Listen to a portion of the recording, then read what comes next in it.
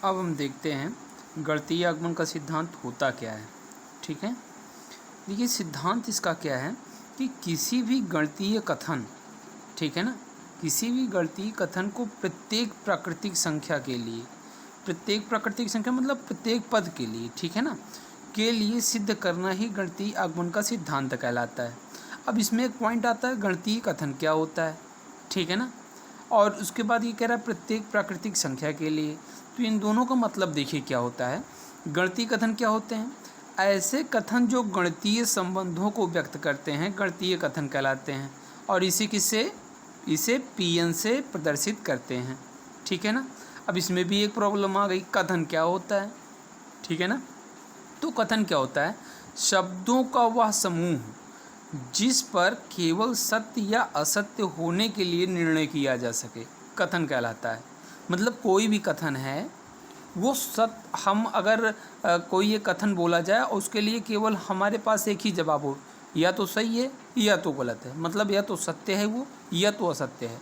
अगर ऐसा केवल कोई एक सत्य या असत्य कोई एक, ठीक है ना, अगर उस पर हम ये कह सकें कि हाँ ये कथन सत्य है तो वो एक कथन होगा, या हम ये कहते हैं कि हाँ ये कथन असत्य है, वो आपका क्या होगा, वो भी एक कथन होगा। जैसे अगर मैं कहूँ कि 1 + 2 = 3 होता है तो ये सही बात है, कथन है ये। क्यों? क्योंकि 1 + 2 = 3। अगर किसी से पूछा जाए 1 + 2 = 3 होता है तो अगला इंसान कहेगा कि हाँ सत्य है, सही है, ठीक है ना। तो इसे हम क्या कहेंगे, एक गणितीय कथन है जो कि सत्य है, ठीक है ना। तो मतलब ये क्या है, एक गणितीय कथन, ठीक है ना, क्योंकि 1 और 2 का संबंध प्लस ये क्या है, प्लस संबंध है, इन दोनों के बीच में ये संबंध है, ठीक है ना। और ये संबंध बताता है कि इसका मान 3 आएगा। तो यहाँ पे गिनती यूज हो रही है, इसलिए क्या हो गया, गणितीय कथन है, ठीक है ना। दूसरा एक कथन लें कि राम दशरथ के पुत्र हैं, तो ये भी एक क्या है, एक कथन है जो कि सत्य है। अब अगर कहा जाए कि प्रत्येक संबंध एक फलन होता है, ठीक है ना, प्रत्येक संबंध एक फलन होता है, यह कथन नहीं है। क्यों नहीं है? क्योंकि यह सत्य और असत्य दोनों हो सकता है। क्यों? क्योंकि प्रत्येक संबंध जो होते हैं वो फलन नहीं होते, ठीक है ना। कुछ संबंध फलन हो भी सकते हैं, ठीक है ना, कुछ संबंध फलन हो भी सकता है और कुछ नहीं भी हो सकता है। दोनों केस यहाँ पे आ गए ना, सत्य भी हो सकता है असत्य भी हो सकता है। इस वजह से ये प्रत्येक संबंध एक फलन है ये होता है, ये एक कथन नहीं है। जब दोनों आ जाएं, सत्य भी हो और असत्य भी हो, तो वह आपका कथन नहीं होता है। अब सबसे मोस्ट इम्पोर्टेंट चीज़ कि पियानो अपगृहीत क्या होता है। पियानो अपगृहीत में देखिए, यदि धन पूर्ण संख्याओं का समुच्चय n = 1 2 3 up to so on हो तो पहला अपगृहीत क्या है, ठीक है ना। ये पहला पोस्टुलेट क्या है, अपगृहीत नंबर 1 एक धन पूर्णांक है, अर्थात 1 belongs to n natural number, ठीक है ना। एक क्या होता है, धन पूर्णांक होता है, ये पियानो की पहली अपगृहीत है, ठीक है ना। अब दूसरा अपगृहीत क्या है, दूसरा है यदि a धन पूर्णांक है तो a + 1 भी धन पूर्णांक होगा, ठीक है ना। अगर a धन पूर्णांक होगा तो a + 1 भी धन पूर्णांक होगा। जो a की अनुक्रमित संख्या है, मतलब इस a की अनुक्रमित मतलब आगे आने वाली संख्या है, मतलब अगर हम इसको a पॉजिटिव से प्रदर्शित करें तो इसका मतलब है कि a + 1, मतलब इसमें इस संख्या में एक जुड़ा है, ठीक है ना। तो वो भी क्या हो जाएगी, एक धन पूर्णांक हो जाएगी। क्यों हो जाएगी? क्योंकि यहाँ पे देखिए हमने पहले से ही मान लिया है कि एक क्या है, धन पूर्णांक होता है, ठीक है ना। अब कोई भी, अब यहाँ पे a अगर धन पूर्णांक है, अगर उसमें एक जोड़ दिया जाएगा तो फिर भी वो क्या आएगा, धन पूर्णांक ही आएगा। जैसे अगर 2+ लिखा तो इसका मतलब होता है कि 3, ठीक है ना, क्योंकि धन पूर्णांक की बात की जा रही है, ठीक है। अब यहाँ पे अपगृहीत नंबर 3 क्या है, a किसी भी धन पूर्णांक संख्या की अनुक्रमित संख्या नहीं है। मतलब एक के पहले वह कौन सी संख्या है जिसमें एक जुड़ने के बाद एक बन गया, वह कौन सी धन पूर्णांक संख्या है। तो हाँ, इसका कोई भी एक का कोई भी धन पूर्णांक अनुक्रमित संख्या नहीं होती है, ठीक है ना। ये आपका तीसरा क्या था, अपगृहीत। चौथा अपगृहीत क्या है, यदि किसी दो धन पूर्ण संख्या का अनुक्रमित एक ही है, मतलब कोई ऐसी दो संख्याएं हैं, धन पूर्ण संख्याएं, जिनके आगे आने वाली, जैसे अगर मैं कह दूं 1 और 2, तो और इनके बाद एक में अगर एक जोड़ा जाए और 2 में एक जोड़ा जाए तो वो एक ही आए, मतलब एक ही संख्या आए, तो हम ये कहेंगे क्या, तो वे संख्या भी एक ही होंगी, मतलब जो संख्या रही थी वो क्या होगी, वो एक ही रही होगी। जैसे अगर हम कहें कि मान लीजिए कि 1 और 2 की अनुक्रमिक संख्या क्या होगी, अगर एक में एक जोड़ेंगे कितना आएगा, 2 आएगा, इसमें अगर एक जोड़ दिए तो 3 आ गया, तो क्या ये दोनों बराबर है, नहीं है। तो इसका मतलब ये हुआ कि इसका कोई भी जो अनुक्रमित है वो सेम टू सेम नहीं है, जिसका भी ये 2 और 3 अनुक्रमित रहा होगा वो बराबर नहीं रहा होगा। और अगर हम कहें 1 और 1, तो अगर इसमें एक जोड़ा जाए और इसमें एक जोड़ा जाए तो दोनों का मान 2 ही आता है। अब देखिए ये दोनों बराबर हो गए, अगर ये दोनों बराबर हो गए तो इसका मतलब ये है कि ये दोनों संख्याओं की जो अनुक्रमित संख्या थी वो भी क्या, बराबर रही होगी, ठीक है ना। अब इसके बाद पांचवा गृहीत है जो कि मोस्ट इम्पॉर्टेंट है, ये मैथमेटिकल इंडेक्शन के लिए सबसे अहम और ये हम कह सकते हैं कि सबसे महत्वपूर्ण प्रमेय, और इसी प्रमेय पे पूरी की पूरी गणितीय आगमन का सिद्धांत निर्भर है। इसका क्या है, ये कौन सी क्या गृहीत है, यदि कुछ धन पूर्ण संख्याओं के समुच्चय में एक है, अगर कुछ धन पूर्ण संख्याएं हैं और उनमें एक धन पूर्ण संख्या एक भी है, तो हम और उसकी अनुक्रमित संख्याएं भी हैं और एक की क्या हों, अनुक्रमित संख्याएं भी हों, तो उस समुच्चय में सभी धन पूर्ण संख्याएं होती हैं।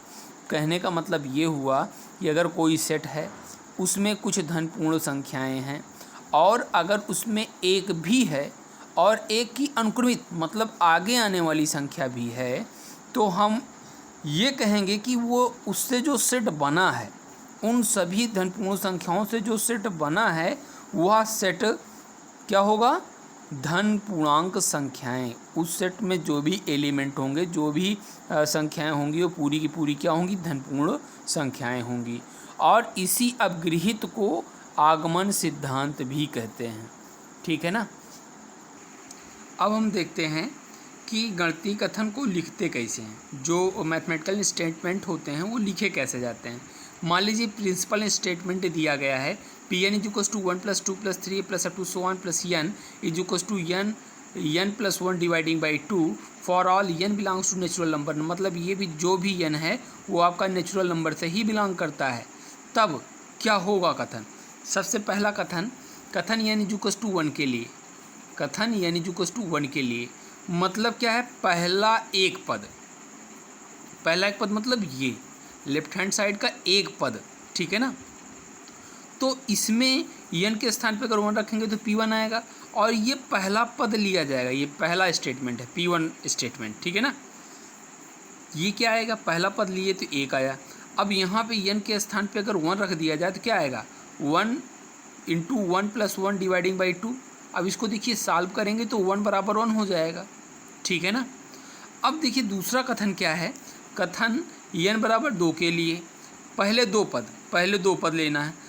देखिए पहले दो पद हमने ले लिए। अब देखिए यहाँ पे n बर के स्थान पे अगर हम 2 रखें तो क्या आएगा, 2 और 2 + 1 डिवाइडिंग बाई 2।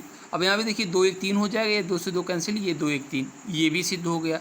फिर कथन n = 3 के लिए पहले 3 पद ले रहे हैं, 1 2 3। अगर 3 पद लिए तो क्या आएगा यहाँ पे, 3 ब्रैकेट में 3 + 1 डिवाइडिंग बाई 2। इसको सॉल्व करेंगे तो हमारा क्या आएगा, 6 ही आएगा, क्योंकि ये 3 + 1 4 हो जाएगा, 2 जो 4 हो जाएगा, 3 2 6 हो जाएगा, ठीक है ना।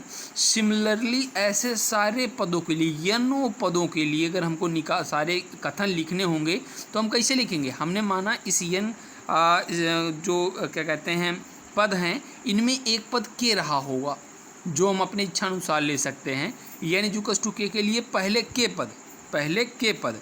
अब यहाँ पे देखिए पहला पद 1 था, दूसरा पद 2 था, तीसरा पद 3 था, अप टू सो ऑन हमको के पद लेने तो के तक जाएंगे, ठीक है ना। तो यहाँ पे क्या रखेंगे, k + 1।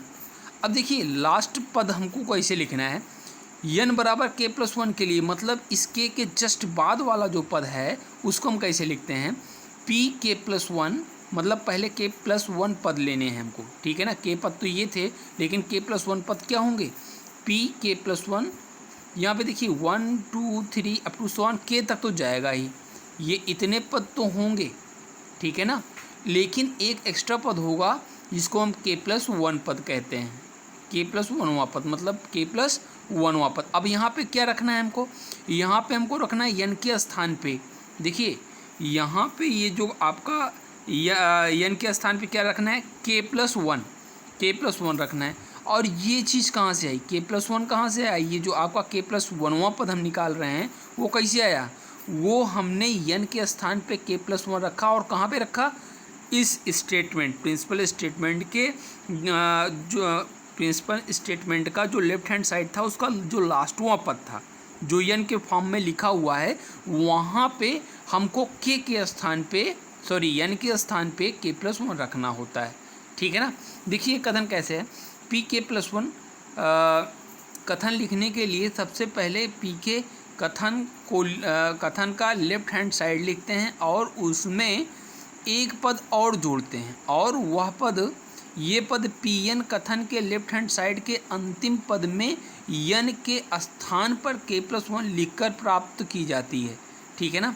और pk+1 कथन के राइट हैंड साइड में pn कथन के राइट हैंड साइड में n के स्थान पर k+1 रखकर प्राप्त की जाती है।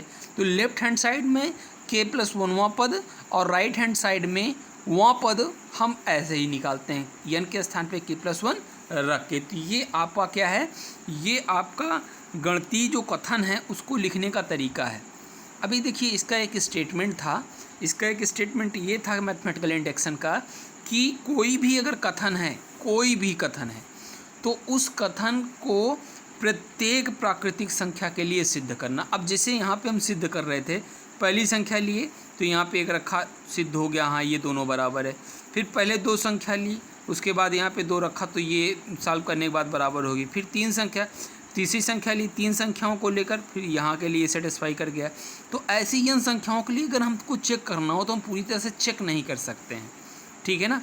तो इसको सभी, लेकिन हमको सिद्ध क्या करना है, प्रत्येक प्राकृतिक संख्या के लिए, मतलब पहली संख्या, दूसरी संख्या, पहली 2 संख्या, फिर पहली 3 संख्या, फिर पहली 4 संख्या, ऐसे पहली n संख्या तक जाना है तो हम जा नहीं सकते हैं। तो इसको सिद्ध करने का एक तरीका है, वो तरीका देखिए। इस तरीक़ों को बताने के लिए एक एग्जाम्पल हम देखते हैं। pn, मान लीजिए कि एक प्रिंसिपल स्टेटमेंट लिखा गया है 2 + 4 + 6 + up to so on + 2n is equals to n+1 for all n belongs to natural number, ठीक है ना। तो हमको करना क्या होता है कि प्रत्येक प्राकृतिक संख्या के लिए हमको सिद्ध करना है। पहले प्रथम पद के लिए हम इसको सिद्ध करें, फिर द्वितीय पद के लिए सिद्ध करें, फिर तृतीय पद के लिए सिद्ध करें, तो इस तरह हम कर नहीं सकते हैं। तो एक हम जुगाड़ निकालते हैं, एक टेक्निक निकालते हैं, उस टेक्निक का नाम ही मैथमेटिकल इंडक्शन होता है, ठीक है ना।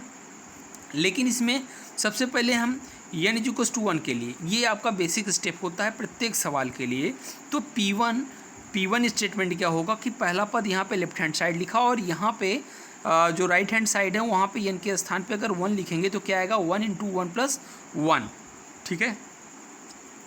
अब इसको सॉल्व करेंगे तो क्या हो जाएगा, 2 = 2, ठीक है ना। अब इसी प्रकार हम 2 पद लेकर करेंगे, फिर 3 पद लेकर करेंगे, लेकिन कब तक करेंगे हमको नहीं पता है। तो मतलब ये अगर हमको सारे पदों के लिए सिद्ध करके बताना है तो उसके लिए हम क्या कर सकते हैं, उसके लिए हम, यदि हम pn कथन में किन्हीं 2 लगातार प्राकृतिक संख्याओं के लिए सिद्ध कर दें कि ये pn कथन सत्य है, तो ये सभी प्राकृतिक संख्याओं के लिए सत्य हो जाएगी। मतलब क्या हुआ कि इस पूरे के पूरे लेफ्ट हैंड साइड में जो पूरे पद लिखे गए हैं, n पद लिखे गए हैं, उनमें कोई भी लगातार 2 पद के लिए हम सिद्ध कर दें कि पहला पद इसके लिए सेटिस्फाई कर रहा है तो दूसरा भी करेगा, ठीक है ना। तो हम ऐसे ये बता सकते हैं कि सारे के सारे पद इसको क्या करेंगे, सेटिस्फाई कर जाएंगे, पूरे के पूरे n पद। तो इसके लिए देखिए यहाँ पे हमने क्या लिखा, अब यहाँ पे 1 के लिए हो चुका था। अब हम कर रहे हैं कि n = k के लिए, n = k का मतलब k क्या है, कोई भी संख्या जो हम मान सकें। हम प्रथम 5 पदों के लिए, प्रथम 10 पदों के लिए, के आप कुछ भी ले सकते हो, प्रथम 10 पदों, प्रथम 15 पदों, जो इच्छा कहे आपको वो आप ले सकते हो। इसीलिए यहाँ पे के माना गया है, और हम ये इसलिए मान रहे हैं कि ये सत्य भी है, इस इतने पदों के लिए सत्य। अभी देखिए यहाँ पे एक पद के लिए तो सत्य था, अगर हम यानी जो के स्थान पे अगर हम 1 रख देते तो पहले पद के लिए तो सही था ना, तो इसी के जस्ट बाद वाले दूसरे पद के लिए हम सत्य सिद्ध कर देंगे। देखिए कैसे, यानी जो के लिए हमने लिया तो पी के स्टेटमेंट क्या होगा, 2 + 4 + 6 + up to so on 2 के होगा। ये जो राइट हैंड साइड में क्या होता है, बस वही यन के स्थान पे के को पुट करना पड़ता है, तो यहाँ पे के +1 हो जाएगा। अब हमको अगला स्टेप लिखना है पी के +1 स्टेटमेंट, ठीक है ना। तो पी के +1 स्टेटमेंट क्या होगा, पी के +1 स्टेटमेंट में सबसे पहले के स्टेटमेंट तो आएगा ही। अब देखिए इसी का उपयोग करेंगे हम, क्योंकि ये कथन आपके सत्य था, हमने इसको माना है कि ये सत्य है, और माना नहीं है, हमने ये भी कहा है कि ये सत्य होगा। हम 1-2 चेक कर लें, मान लीजिए दो पदों के लिए हमने चेक किया और सत्य था, तो हम यानी जो के जो था उसको के स्थान पर हम 2 भी लिख सकते हैं, ठीक है ना। तो कहने का मतलब ये हुआ कि यहाँ पे पी के +1 स्टेटमेंट में क्या आएगा, पहले के पद तो आएंगे ही। देखिए 2 + 4 + 6 + up to so on 2 के आएगा, प्लस में अगला जो के +1वां स्टेप है वो कैसे आएगा, इसी यन के स्थान पे, जो पी एन स्टेटमेंट है यहाँ पे यन के स्थान पे हमको क्या लिखना होता है, के +1। तो हमने यहाँ पे देखिए के +1 लिखा, लेकिन ब्रैकेट भी लगाया, 2 इसके बाहर है, 2 से बाद में मल्टीप्लाई होगा, केवल यन के स्थान पे के +1 रखना है, अब 2 इसके साथ मल्टीपल होगा, ठीक है ना। और यहाँ पे जो राइट हैंड साइड है, यहाँ पे यन के स्थान पे के +1 ही हमको लिखना है, ठीक है ना। तो इसे बोलते हैं पी के +1वां स्टेप। अब देखिए इसको हम सॉल्व अगर करें तो यहाँ से लेकर यहाँ तक की वैल्यू आपकी क्या थी, ये पूरी की वैल्यू के +1 था, तो यहाँ पे इतने वैल्यू के स्थान पे के +1 लिख दिया, और उसके बाद प्लस में 2 के +1 लिख दिया। अब इसको हमने जब सॉल्व किया तो क्या आ गया, के +1 के +2, जो आपका राइट हैंड साइड था, मतलब लेफ्ट हैंड साइड को सॉल्व किया, राइट हैंड साइड आ गया। मतलब क्या हुआ कि यानी जो के स्टेटमेंट के लिए सत्य था, ठीक है ना, उसके जस्ट बाद वाली के +1 के लिए भी ये सत्य हो गया, ठीक है ना, क्योंकि ये एक प्राकृतिक संख्या है। क्यों है, क्योंकि +1 कर रहे हैं।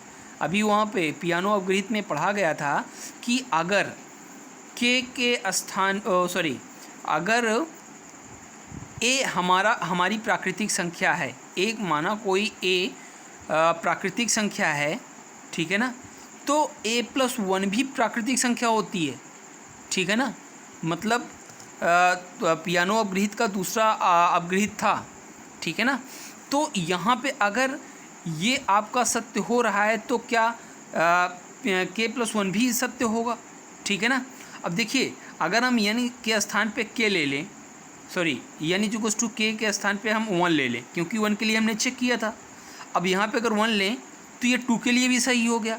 क्यों, क्योंकि के स्थान पे अगर 1 रखेंगे तो 2 हो जाएगा, तो 2 के लिए सत्य होगा। अगर 2 के लिए सत्य हो गया तो ये 3 के लिए भी सत्य होगा, क्योंकि अब 2 के लिए सत्य है तो यहाँ पे 2 रख दो, तो ये 3 हो जाएगा, P3 स्टेटमेंट, तो 3 के लिए भी सत्य। अब देखिए 3 के लिए अगर सत्य हो गया तो यहाँ पे आप 3 रखेंगे तो 3 + 1 मतलब 4, P4 के लिए भी सत्य हो जाएगा। तो मतलब ये हुआ, इसीलिए हमने यहाँ पे P1 के लिए चेक किया था कि क्या वाकई में ये सत्य है कि नहीं है। अगर ये सत्य है तो प्रत्येक के लिए अपने आप ये सत्य होता चला जाएगा। क्यों, क्योंकि एक के लिए अगर ये सत्य है तो पी के +1 स्टेटमेंट इसके जस्ट बाद वाली संख्या 1 जोड़ने के बाद ही ये बताता है कि हाँ वो भी स्टेटमेंट सत्य था। अगर 1 के लिए सत्य है तो ये 2 के लिए सत्य होगा, अगर ये 2 के लिए सत्य है तो 3 के लिए भी सत्य होगा, अगर 3 के लिए सत्य है तो 4 के लिए भी सत्य होगा। इसी प्रकार करते करते पूरे यन संख्याओं के लिए क्या हो जाएगा, सत्य हो जाएगा। अर्थात यानी जो के लिए सत्य है तो अगली संख्या के +1 के लिए भी सत्य होगी। अच्छा, अब यहाँ पे एक पॉइंट आया कि इसका नाम मैथमेटिकल इंडक्शन क्यों पड़ा। इसलिए पड़ा क्योंकि इंडक्शन का मतलब किसी एक चीज़ की प्रेजेंस होने पर दूसरे का पैदा होना होता है।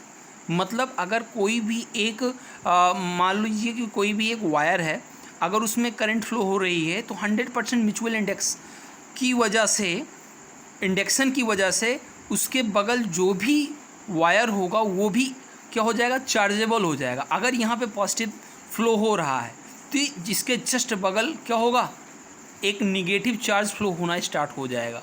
ठीक है ना। इंडक्शन का मतलब होता है पैदा होना, ठीक है ना।